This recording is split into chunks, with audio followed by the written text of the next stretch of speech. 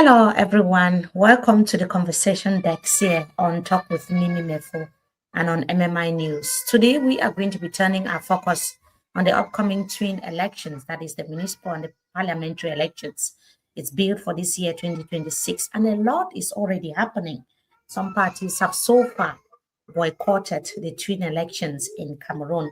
Local party representatives in other political parties are already preparing as well for the upcoming twin elections. However, one thing is certain, and it is that not all political parties, like I said, will be taking part in the twin election, particularly Issa Tchiroma Bakary, who continues to claim victory in last year's presidential election, has already announced that his party, the Cameroon National Salvation Front, the FSNC, will boycott the twin elections this 2026.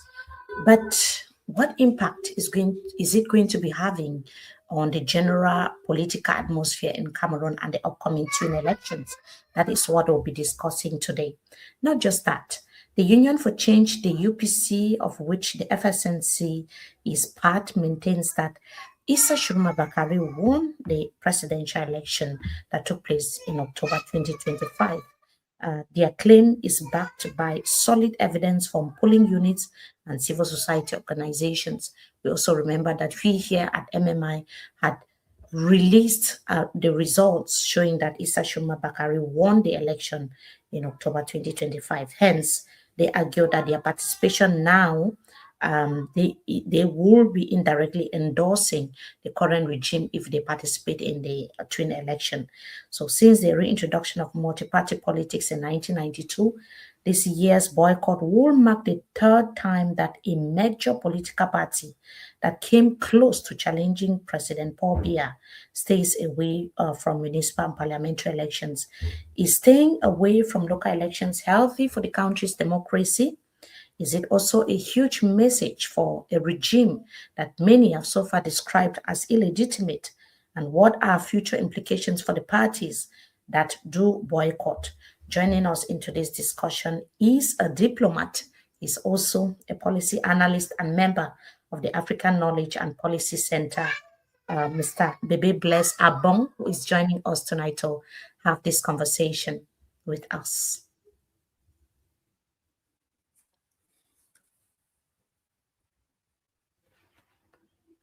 We are going to be having Mr. Abong, who is already here with. Hello, Mr. Abong. Good day. Hello, Mr. Abong. Good day to you. Thank you so much for joining us today.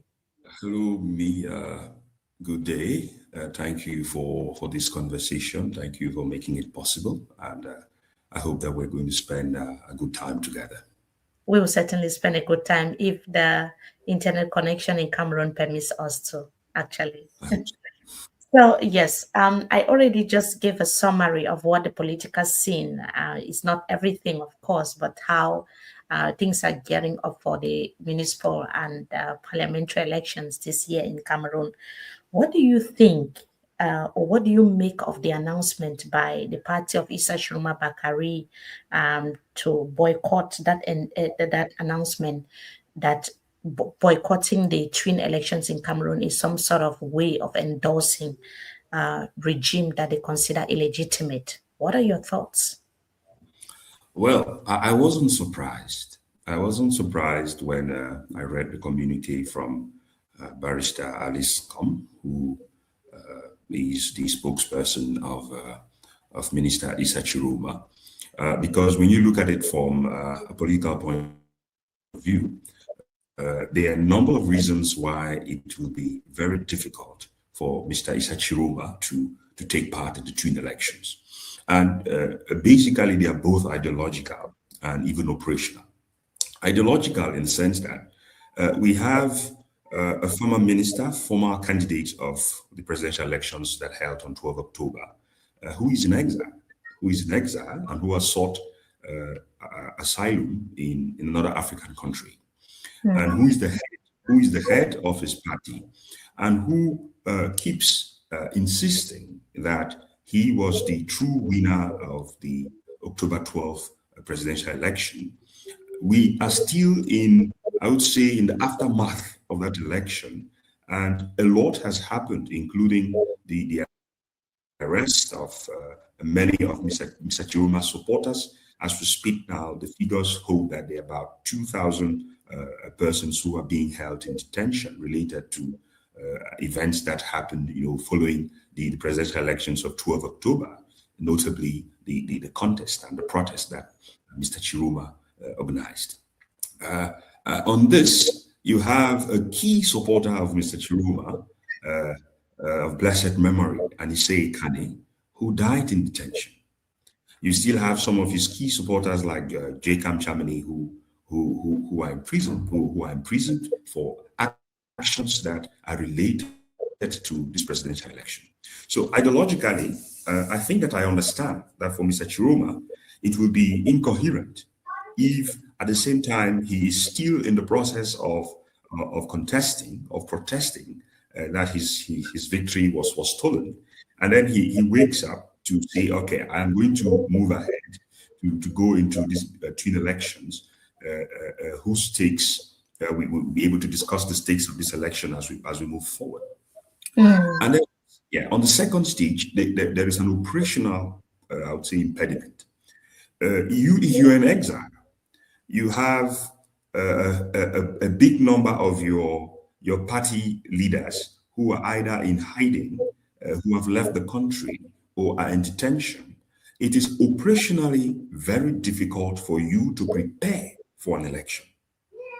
And when for instance, when Professor Kamto in 2020 pulled out of the twin elections, the reasons he explained, what he said was about, the persistent atrocities of the Anglophone crisis that the atrocities that were not coming to an end, and the difficulties of the electoral code. But we know that the CRM was also facing huge operational challenges on the ground.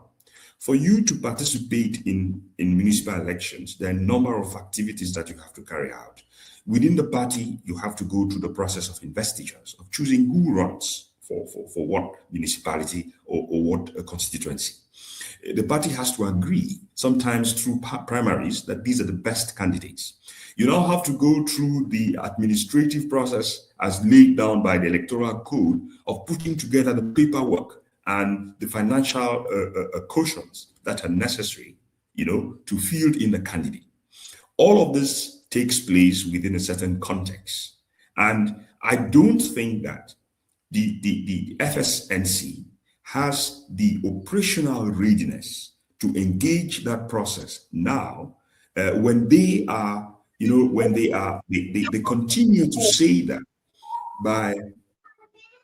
that the elections of 2025 were not free, fair, and transparent, and they claim that their president, Issa Tchiroma, won these elections.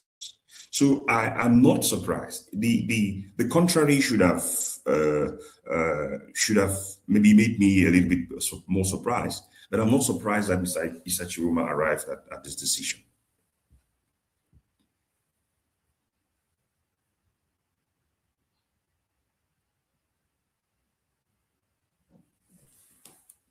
Sorry, I was speaking when I was actually muted. You're a political scientist, and you've also been observing how the political scene and people are reacting to the boycott announcement by Issa Tchiroma Bakary. We don't know what the MRSC party will say in the coming weeks or the coming days. We don't know which political parties will be taking part in the election. But how would you describe this moment in Cameroon's political history? Do you think it's time to move on, to say, okay, let us go ahead and organize a twin election, even though the wounds of the previous elections that took place in Cameroon have not yet healed? Well, I am not a political scientist per se, but I come from a law and history, law and public diplomacy background. And of course, that has given us a leverage over time to be able to make certain analysis and interpretations about what we see. The question you ask is very significant, Mimi, in the sense that for those of us who have had the opportunity to observe Cameroonian politics, Cameroonian society for a long period now, In 2008, when I left university, my first job was with the press. I actually worked for a newspaper for close to 2 years and continued to collaborate with a lot of media organs around the country. And what I see is we are facing a great uncertainty. The uncertainty that we face is so enormous that I don't see how moving into municipal and legislative elections are going to contribute, in changing that uncertainty. When Mr. Biya took over power for the 8th time in November, I think the 6th of November, he made a number of declarations about how he wanted to lead the country. Again, I was reading that speech, and I see that he made a number of openings that need to be delivered, that need to work on. This country is divided. And when I say divided, I'm not talking about just being symbolically divided. No. Even within the powerhouses, Yaoundé's powerhouses, I live in Yaoundé, and this year makes me 20 years in Yaoundé. Even within Yaoundé's powerhouses, there is a lot of doubt about where this country is heading. There is a lot of doubt about how the president is how able he is, to put certain realities together, to analyze, to interpret certain realities, and how we move forward. So the elections, I am not very hot about the elections, because I think that there is more to be done than going into these elections with the hope that a new parliament can be instrumental in changing the direction of the country. I want to be very blunt. The last legislature that is going to be phasing out sometime in March, between March and May, if you look technically, you want to ask yourself what contribution they made, what contribution did they make to address some of the critical issues that face us as a country. How has this parliament been instrumental in ensuring that we can tackle some of the dire problems that face Cameroonians? I'm talking about the Anglophone crisis. I'm talking about the inflation crisis. I'm talking about this general breakdown that we see in the society. Has this parliament been instrumental? Okay. How instrumental is going to be the next parliament?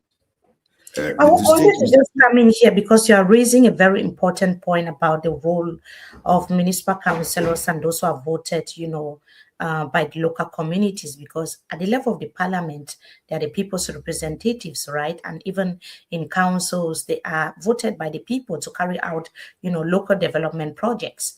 But I wanted to find out from you, who holds them accountable? Who is there? Who is supposed to check and make sure that they're doing the job properly? Evidently, from what you have said, that person is failing to do the job. Your question speaks to a certain lack of apathy that we have had cause, to regret for those of us who are on the ground, understanding that the average Cameroonian really does not look out for who is the mayor. The law says that the council sessions are public, but how many people go there to hold their mayors to task? It's supposed to be some kind of citizen watch, where we know the projects that are inscribed in the investment budget for the local government area, and that we are able to follow up with the councillors, with the mayors, to see that this work is done. But unfortunately, what we have seen is that the process of decentralization, which has been on the table for close to 15 years now, even more, 20 years, still has important gaps about the amount of responsibility that local governments, mayors can take, municipal authorities can take over the responsibilities that they have. I give you an example. A few years ago, I think like 2 years ago, municipal authorities had the power to collect taxes. So they could plan their budgets, based on their current ability to collect taxes, a certain number of taxes, like the business license tax, building taxes for building permits and all of that. And they could plan to know how much cash flow is coming into the council at a certain point of time and to be able to execute their budgets while waiting for what comes in from the central government. But in recent reform, municipal councils and even city councils no longer have the right and ability to directly collect taxes. The tax collection system is now centralized with the Director General of Taxes, who, at certain periodic moments has to pay in these dues to municipal councils or to city councils for them to carry out their projects. When you talk to mayors, they're frustrated. They're frustrated. They're frustrated because the process is supposed to be decentralized, but increasingly there are certain connecting points that remain very centralized, and we keep moving towards greater centralization. So, of course, I don't want to appear wrong. When I talk about local government, it should be the will, the intention, the desire of every party to ensure that they can be part of a political process that gives them the ability to manage. Yes, Mr. Abong, but should you be speaking to the mayors before they raise that worry, or shouldn't it be like some sort of, a public feedback that it is known that these are some of the loopholes, these are the challenges, and this is why we cannot execute local projects. This is why we cannot build roads. This is why we cannot build schools, because someone somewhere is preventing us from doing that. Is it not making them accomplices to the failures that we are seeing at the level of councils, to the failures that we are seeing in local communities? Are they not accomplices instead of being victims? Of course, the responsibilities are shared. Yes, I'll be very blunt on that. The responsibilities are shared. We have heads of local authorities who too cannot be trusted, who have not shown any dedication to the work that the mandates that they received, and sometimes who have become even more Yaoundé minded, than what we should expect. So the responsibilities are shared. On one hand, we have a system that does not maybe give the leeway, does not create all of the enabling conditions for some of these councils to operate. On the other hand, we have individuals who do not even merit to be entrusted collective management or societal management because they have failed woefully. Sometimes in their own private lives, they don't inspire any confidence or credibility to hold those positions. So I would say there the responsibilities are shared. That's a very good one. Let's come back to the conversation about boycotting the municipal and parliamentary elections in Cameroon, which is one of the main reasons why we are here. Opinions are divided. So some people are saying that it's a very big mistake to actually boycott an election because we have history telling us that it happened in the past, and we saw the consequences in the 90s with the Social Democratic Front Party, and also it was 2020 for the MRC party, and we saw the implications during last year's elections for the party itself. What would you say? Would you say it's a big mistake? Would you say it's a strategy or is caution? What would you say? What would you respond? What would be your response to those who think that it's a mistake? Well, I have read a lot of analysis from proponents of the view that this is a colossal mistake. Of course, they summon the history. They look at the 1994 with the SDF. They look at as recently as 2020 with the CRM party. But most of those analyses tilt to the fact that in not participating in the municipal elections or the legislative elections, Mr. Tchiroma definitely sidelines his party and reduces the chances of his party, being able to field a candidate, as we saw with Professor Kamto. So they regret that such a move is going to bring a long-term hurt to the party. But I want to differ. I want to differ, and respectfully so. in what condition do you think Mr. Issa Tchiroma can participate in national elections? Under which conditions, under which capacities, under which flexibilities? What can they do now to ensure that they can participate in an election? This former minister is currently in exile, claiming that he left the country for fear of retaliation for having insisted that he won the election. So look at the political system that led, to the wave, to the Tchiroma wave. Tchiroma's performance in the past presidential election was the result of some kind of a national movement of people who thought that he could be an alternative to President Biya in helping this country to navigate some of the difficult challenges that we have in front of us. I don't hide it. I endorsed Tchiroma.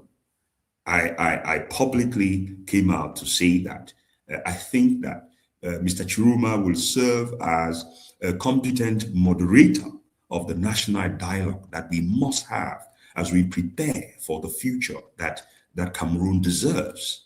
I supported his candidacy. I didn't support his party. You're talking about another national dialogue again. So who is No. When I talk about the national dialogue, I've written extensively about it. It is not about calling people to come and sit down and start talking. No, it's about creating the environment for Cameroonians to talk about the future.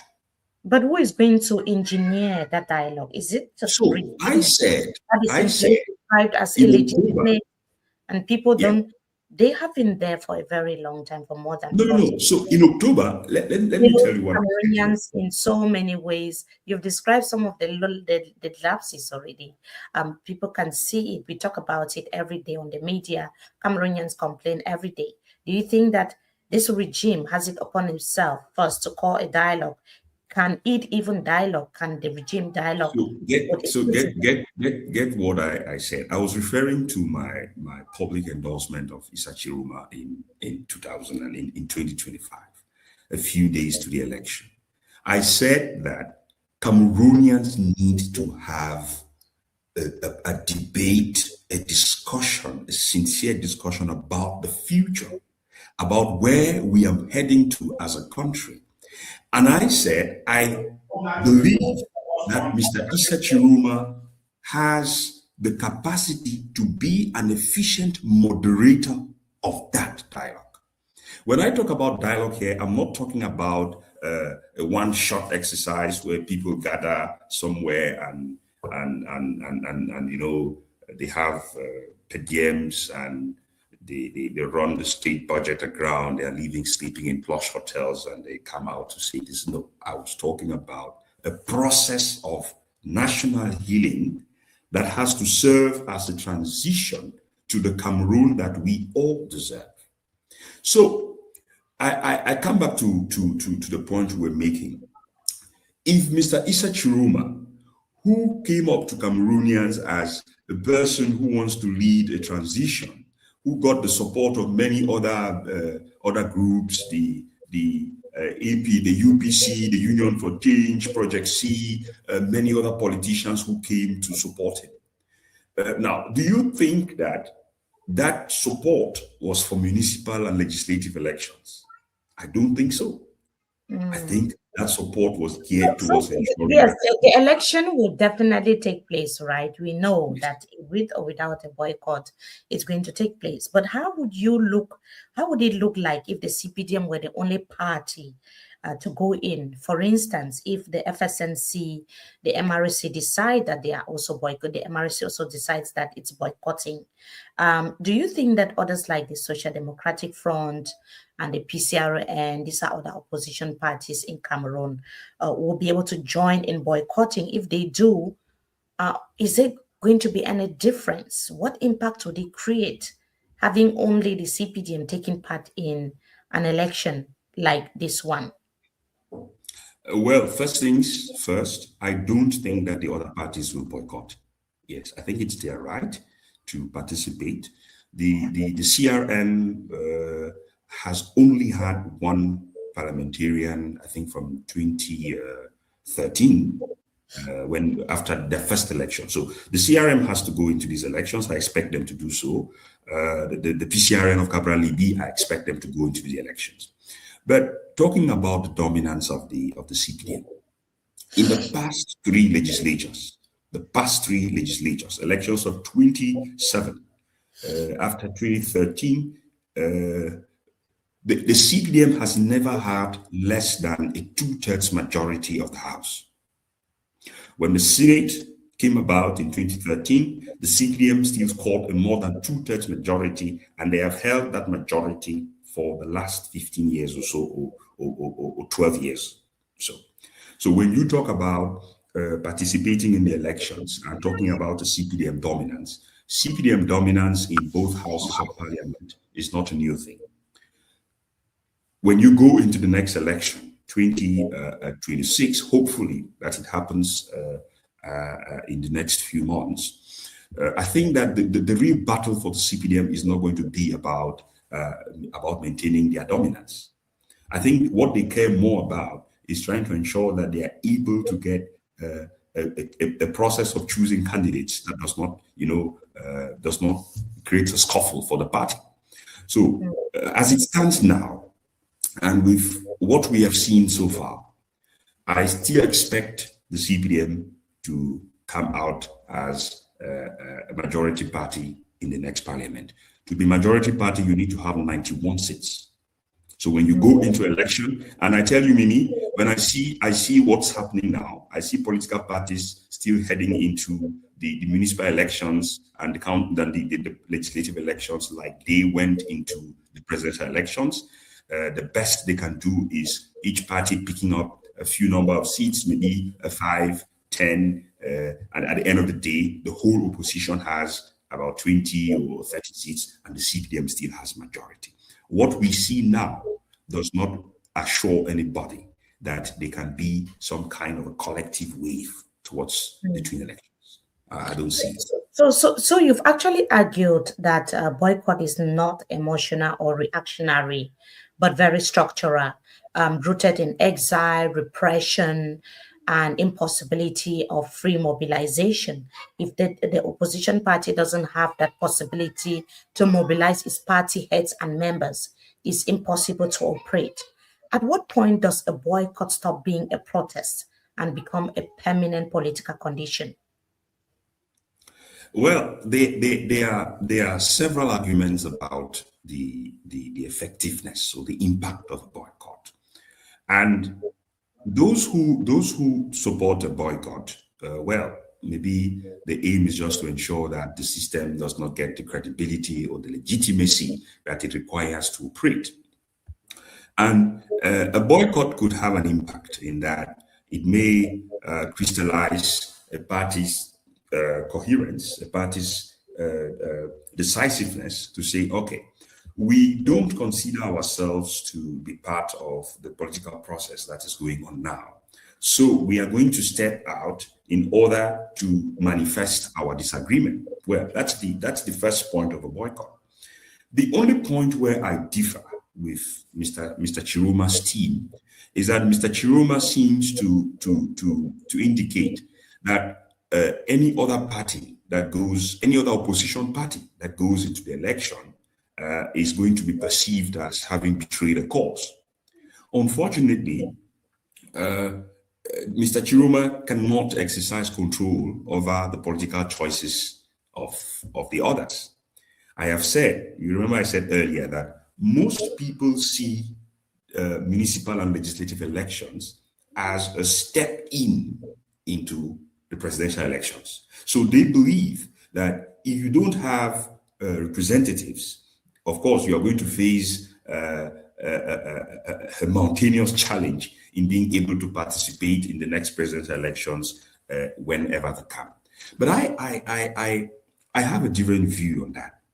And my view is that the discussions leading up to a new government, to a new regime in Cameroon may not be decided in parliament. Those discussions, or those, the French say tractation, where the process that may lead to a new regime, whenever it comes, may not be decided in parliament.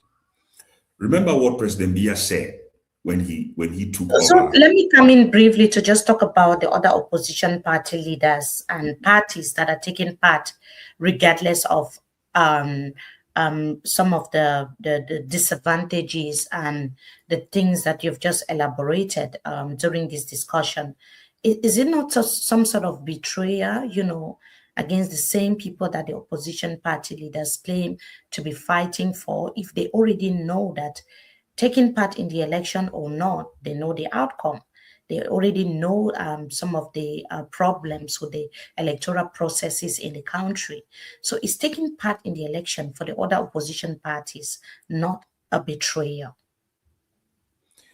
Well, maybe every political party has its interests. Every political party has its interests, and whether they speak out or not, we are able to read into those interests.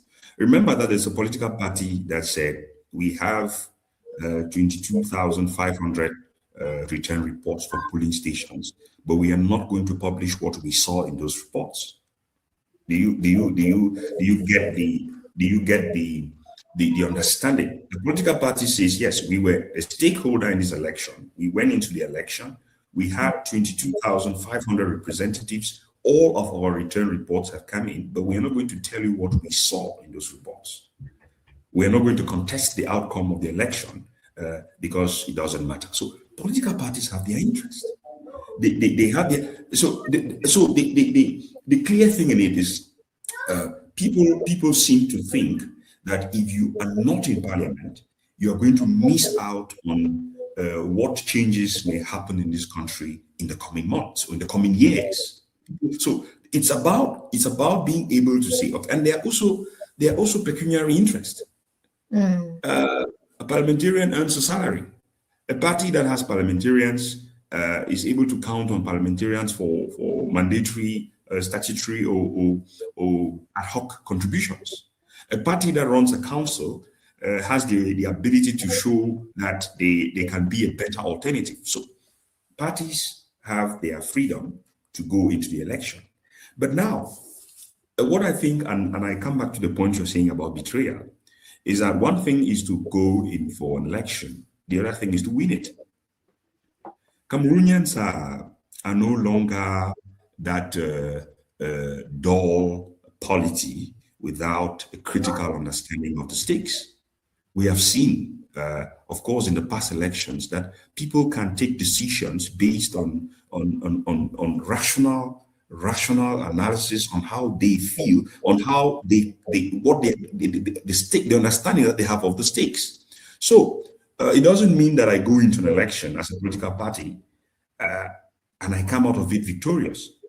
I have a feeling that these elections that are coming up in a few months may be the final breaking point for many or some opposition parties. So what do you mean by breaking point? Can we know exactly just imagine that you go into an election and you don't win even one constituency. Just imagine that you go into an election. That would be the end. The electoral system evidently is designed in a way that favors the CPDM party. So even without that, Mimi, even without the electoral system being designed with all of the flaws, I am predicting that there are parties that may not be able to win any seats. Parties that were in parliament that may not be able to win any seats because people have been watching. People, it's no longer a group of a bunch of dull people going into those polling stations. People are watching, and people are taking decisions. Right, there you have a point. So what message does repeated election boycott send to young Cameroonians who have never seen a peaceful transfer of power in Cameroon? Well, unfortunately, it only reinforces the apathy. It reinforces the apathy. I have the I would say, if it shouldn't be luck, I talk to a lot of young people. I consult with a lot of young people.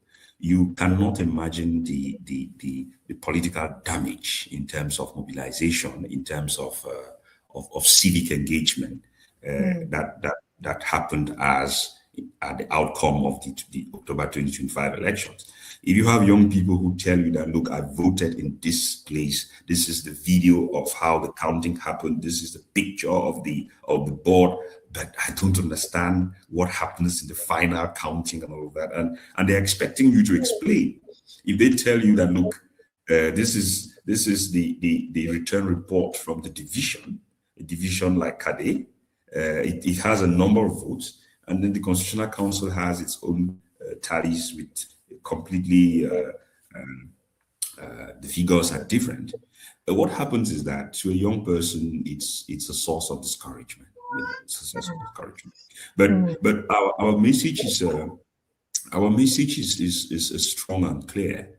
To every person that I talk to, I see that we all have a stake in this country. We have a stake in ensuring that we can earn a Cameroon that is proactive, that looks out for us, a country that is built on thought, on the imperative of thinking through every governance process to ensure that no one is left out, to ensure that children can receive adequate education, that jobs can be created. So we all have a stake. It's not about just being or radical. No, it's about saying that this country deserves to move ahead, and that we are all stakeholders, understanding what we have to do, understanding where we have to come in, and also understanding that our opinions make no meaning if they remain in our stomachs. So we have to speak out. Yes. So as we wind up this conversation, a boycott by itself does not change power, right? We know that. So what must follow this boycott for it to have, meaning? I mean, institutionally, diplomatically, and even socially. Well, I think that there is no challenge that is insurmountable. I have recommended to persons to whom I have access, sometimes there are even people in government, I have recommended that we need to have a discussion. You need to be able to reach out even to Mr. Tchiroma. Why not? And to be able to discuss a certain number of stakes. And that can happen at certain levels. If we have a boycott that is only Mr. Tchiroma's party, the impact of course may not be widespread. If it is a boycott of all other political parties, then it begins to make things very difficult. So, but I honestly think that I don't know if the president has, if Parliament still has the leeway to push these elections forward. I think that could be a solution. There are things that have to be done, especially about the sanity of the electoral law. 2025 showed us that this law is despicable because nobody, even the LECAM, does not have control of what happens after the voting has taken place. So I think that there are things that can be done to ensure that there is a certain sanity in the political atmosphere, to be able to allow people to participate.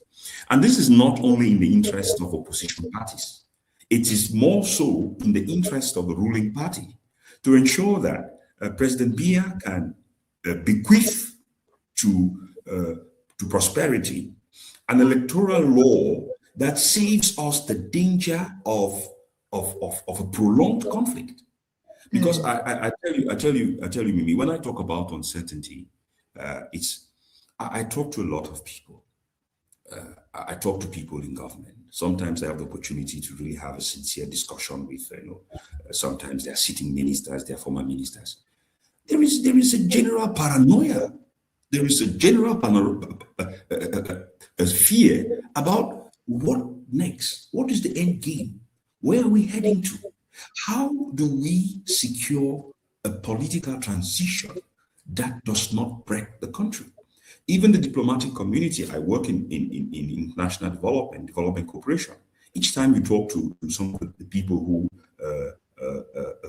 are partners, are diplomatic partners, they want to know this, like, what is the end game? Yes, President Biya has won this election. He has started a mandate. But where do we move from here? If a President Obia did not win the election, because you're speaking to journalists who covered the entire process. Of course, I'm trying to be as legalist. I'm trying to be as legalist as I can be. The President Biya is the de facto president. He is at the Unity Palace and he is governing this country for now. To move ahead, because the paranoia of those who are in government is nobody's business, because if you are you are afraid or scared of what the future holds, what kind of transition a country deserves without breaking the country, then you simply just leave and hand over to the president that was legitimately elected by the people. But I don't think that is some sort of genuineness. But let's talk about the international community briefly, because you're also a diplomat. The silence that we see, what does it mean? Does it mean taking sides, maybe with the regime that is in place? Well, about the reaction of the international community to a lot of happenings in Cameroon, not only now, but for let's say for the past 10 years, you must understand that we are dealing with an international community that has, I would say it very, very clearly, they feel sometimes indebted to Mr. Biya for a number of sacrifices that Cameroon made at a time when these powers needed a strong Cameroon. I'll give you a little bit of history. Sometimes people say that the West has been indifferent to one of the most forgotten crises in contemporary history, the Anglophone crisis. But this indifference of the West is also spurred by the fact that in the 2009s, 2010s, when Boko Haram, was an international emergency, they counted a lot on Cameroon to make certain sacrifices to ensure that the corridors between the East and West could continue to stand firm. We are talking about a region that was plagued by a plethora of conflicts coming from the Central African Republic, coming from Chad. Boko Haram addressed. Boko Haram on the other side. So these guys, sometimes the feeling they have is that the stability that Mr. Biya provides should not be shaken if they don't have an alternative, if they don't have a credible alternative. So it's like a dog just bending its tail and behaving in a very, in a very cool manner, because they don't. When you just describe the political atmosphere in Cameroon, which cannot see opposition leaders taking part in the election freely, because most of them are arrested. People are not, even the person who won the election is not declared winner. So talking about someone that they trust or someone that is, deserves to be there, is that not asking for too much? Because we have a regime in place that is not legitimate, a regime that was not voted to be there. Well, Mimi, we have to come to terms with the reality. I want to tell you that personally, I have moved away from the happenings in October. I'm in a mindset of someone who sees the danger. What is coming in front, and mind you, what is coming in front may be far worse than what we have seen so far. We are talking about Issa Tchiroma, who claims to have won this election. There is outstanding evidence to that effect. But as we speak now, do you think about what will happen if there is a sudden exit of President Biya? Do you think about the clannish wars that are raging within his own camp that may lead to a complete meltdown of the entire country if he was to disappear without a solution? So I think that even those who are thinking about the return of Mr. Issa Tchiroma, we have to look at what stands ahead of us. There are people in Mr. Biya's regime who wield a lot more power than we know and can imagine. And sometimes these are not the more positive-minded persons. These are people who can go to any extent. The happenings of the 13, 14 October show that in times of crisis, these guys can show some extraordinary forms of solidarity. Yes, you understand what I mean? So I think that we need to move ahead. This discussion needs to move ahead to see what happens in this country, to this country in 2 years, in 3 years. So, What so happens? if elections no longer offer a credible path to change, pathway to change, what then becomes the future of political participation in Cameroon? What are the implications? Because you're just because you're talking about the future, the implications of what is happening now in the next 2 years, and so on. If the elections are no longer credible, what could be the impact? What could be the political pathway for Cameroon for change in the country? We can have credible elections. We can have credible elections if President Biya summons the last ounces of energy that he has left in him to convene genuine electoral reform. I'm sorry that this depends on him. I'm sorry to tell you that. This depends on him. This depends on his ability to say, okay, let's reform the electoral law in a way that in a competition that happens tomorrow or after me, there are going to be enough guarantees that this country does not slide into chaos. That's where my mind is set. That's what I'm looking at. I'm struggling to move into that time. And it may not be long before it comes that we may be confronted again with another presidential election. We have to choose a leader. And this time around, the CPDM is not going to be one unique block, fighting to do their thing.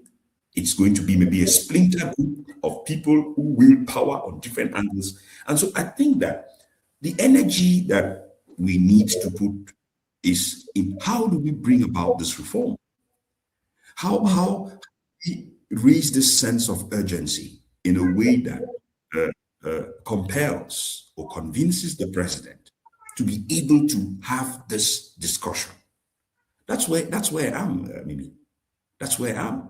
Yeah, the very interesting discussion there, and I'm so glad that we're able to have this conversation today. I also see that there are also things that you and I could, expatiate on about the international community, its role, and the silence, how it is interpreted, and what your take is as a diplomat and development cooperation expert. It'll be interesting to know about that in the future.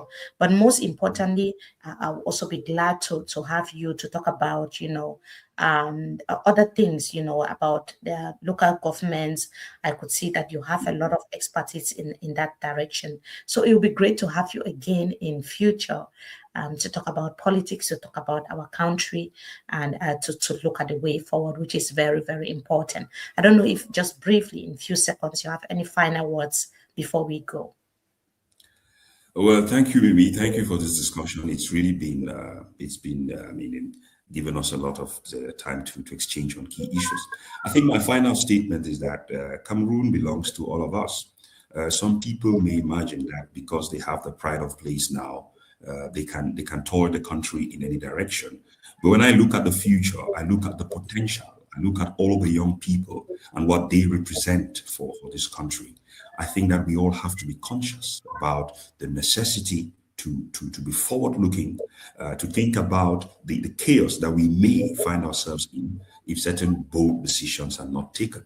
So I thank you very much. Of course, I am readily available to have this kind of exchanges with you any day, anytime. Thank you very much for the opportunity. It was our pleasure as well having you today. His name is Mr. Bebey Abong. He is diplomat and development cooperation expert. Thank you so much for joining us today. It was a pleasure. Thank you, Mimi. Thank you. Thank you. Thank you so much. And to our viewers, it was a pleasure as well having you in this week's The Conversation Dex on MMI News. It will be a pleasure to have you again subsequently. Stay tuned, subscribe. Don't forget to subscribe, share, and also leave a comment. What do you think about today's conversation? Thank you, and bye for now.